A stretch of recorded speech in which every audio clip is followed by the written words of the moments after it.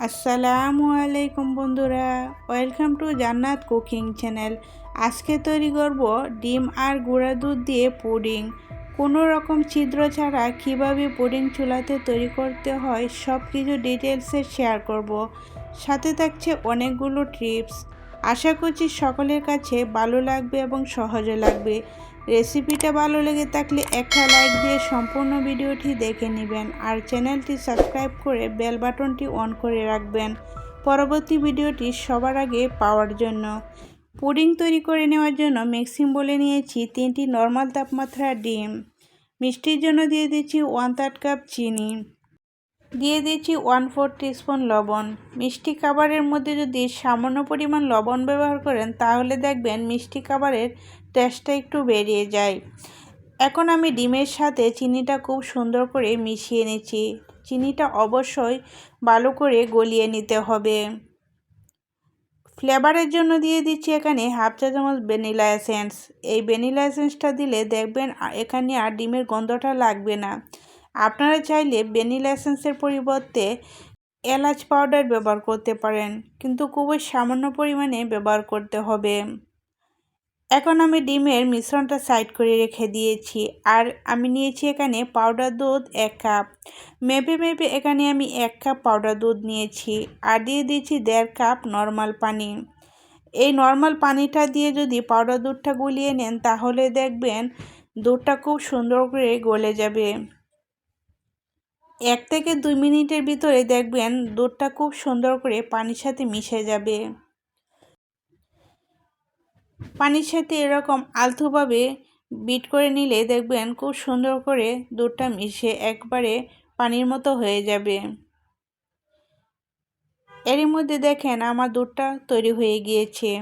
এখন আমি ডিমের মিশ্রণের সাথে এই লিকুইড দুধটা মিশিয়ে নেব। মিশিয়ে ডিমের মিশ্রণের সাথে খুব সুন্দর করে ব্লেন্ড করে নেব। 1 থেকে 2 মিনিট এরকম করে আমি বিট করে নিচ্ছি। বিট করে নিয়ে সাইড করে রেখে দিয়েছি।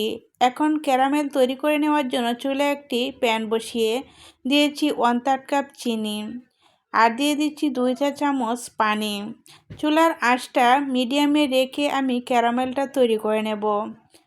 যখন দেখবেন ক্যারামেলের কালারটা চলে এসেছে তখন আপনারা চুলাটা অফ করে দিবেন, না হলে ক্যারামেলটা পুড়ে যাবে আর খেতে ভালো লাগবে না, পুডিংটা খেতে তেতো হয়ে যাবে। এখন আমি যে বাটিতে পুডিংটা তৈরি করব ওই বাটিতে ক্যারামেলটা ঢেলে দিয়েছি।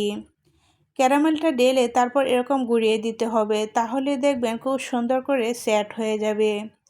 যখন আপনার ক্যারামেলটা সেট হয়ে যাবে তখন সাথে সাথে ডিমের মিশ্রণটা ঢেলে দিবেন, না হলে দেখবেন অনেক সময় এরকম ফেটে ফেটে যায় ক্যারামেলটা। এখন আমি ডিমের মিশ্রণটা ছেঁকে তারপর বাটিতে ঢেলে নেব। অবশ্যই ছেঁকে ব্যবহার করবেন, তাহলে পুডিংটা অনেক বেশি মসৃণ হবে।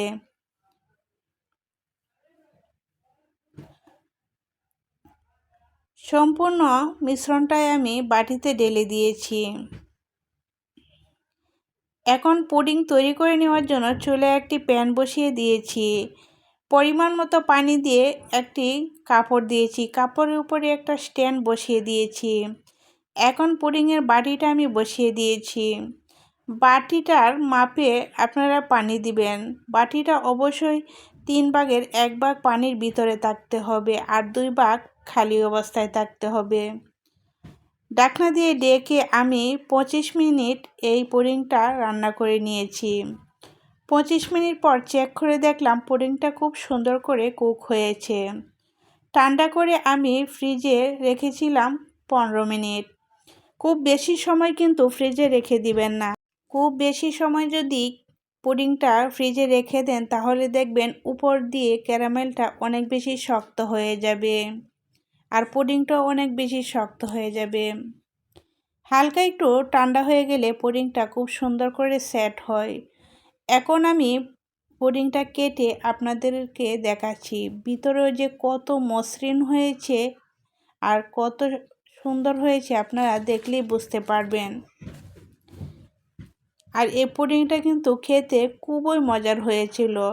সব কিছুর মেজারমেন্ট যদি ঠিক রাখেন আপনাদের পুডিংও কিন্তু এরকমই সুন্দর হবে আর খেতে হবে দুর্দান্ত।